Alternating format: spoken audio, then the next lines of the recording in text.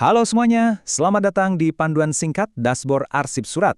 Dalam beberapa menit ke depan, kita bakal belajar bareng gimana caranya mengelola dokumen jadi jauh lebih gampang dan efisien. Ini khusus untuk kita di seksi Fashion Case dan akreditasi ya. Yuk kita mulai. Pernah nggak sih teman-teman ngerasain panik pas lagi butuh banget surat penting dari beberapa bulan yang lalu, tapi lupa nyimpennya di mana?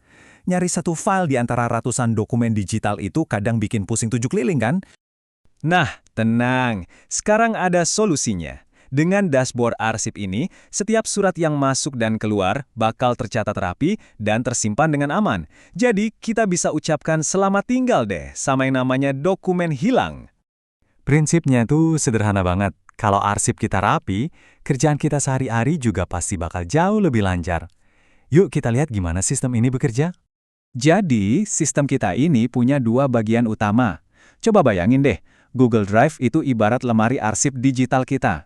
Nah, sementara itu, Google Sheets-nya adalah buku agenda atau katalog pintarnya yang nyatat detail setiap surat dan di mana kita bisa nemuin filenya. Oke, kita langsung masuk ke langkah yang pertama ya. Sebelum kita mencatat apapun, kita harus siapkan dulu file digitalnya. Proses ini penting banget loh untuk memastikan semuanya terorganisir dari awal. Ada 3 hal simple yang perlu kita lakukan.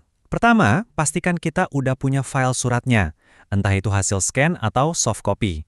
Kedua, dan ini krusial banget, kasih nama file sesuai standar yang udah kita tentukan. Ketiga, baru deh kita upload filenya ke folder yang benar di Google Drive. Nanti di dalam Google Drive kita ada 2 folder utama, surat masuk dan surat keluar. Pastikan ya teman-teman mengunggah file ke folder yang sesuai, jangan sampai ketukar. Nah, ini dia kunci kerapian arsip kita. Untuk surat masuk kita pakai format SM.tanggal.pengirim. Kalau untuk surat keluar formatnya SK.tanggal.tujuan. Kalau kita konsisten dengan penamaan file ini, percaya deh, nanti pas nyari dokumen bakal gampang banget.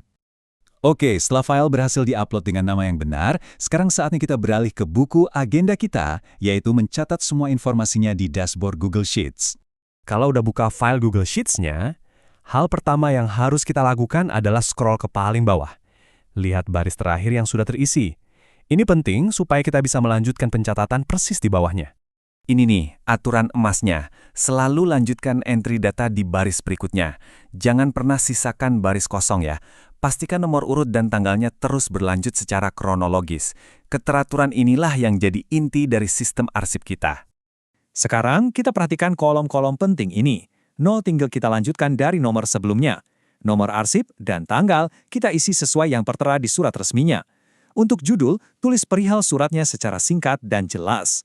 Terakhir, kita balik ke Google Drive, ambil link filenya, lalu kita tempel atau paste di kolom download. Ini bakal bikin file bisa diakses hanya dengan 1 kali klik. Praktis banget kan? Jadi, kenapa sih kita repot-repot melakukan ini semua dengan teliti? Jawabannya simpel, karena hasilnya adalah kemudahan yang luar biasa pas kita perlu nemuin surat dengan cepat. Yuk kita lihat tipsnya. Karena dari awal kita udah rapi, hasilnya jadi keren banget. Penamaan file yang standar bikin dokumen gampang dikenali. Nomor dan tanggal yang urut memberi kita riwayat surat yang jelas.